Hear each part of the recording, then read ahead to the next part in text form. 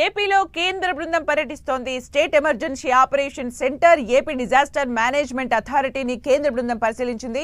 అలాగే దెబ్బతిన్న ప్రకాశం బ్యారేజ్ గేట్లను కూడా పరిశీలించింది. ఏపీలోని పరిస్థితులపై కేంద్ర బృందానికి అధికారులు వివరించారు.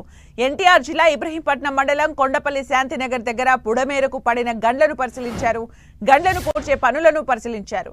ఇక అంతకుముందు కేంద్ర హోంశాఖ అదనపు కార్యదర్శి సంజయ్ కుమార్ జిందాల్ నేతృత్వంలోని కేంద్ర బృందం ఏపీ విపత్తు నిర్వహణ సంస్థ ప్రధాన కార్యాలయంలో అధికారులతో సమీక్ష సమావేశం నిర్వహించింది.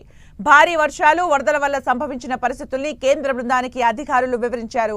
ఇక ఏపీలోని వరద ప్రభావిత జిల్లాల్లో కేంద్ర బృందం పర్యటించనుంది. భారీ వర్షాలు, వరదల వల్ల కలిగిన నష్టాన్ని కేంద్ర బృందం అంచనా వేయనుంది. నేరుగా నష్టాన్ని పరిశీలించనున్న కేంద్ర బృందం వరద బాధితులతో మాట్లాడి వాస్తవ పరిస్థితుల్ని అడిగి తెలుసుకోనుంది.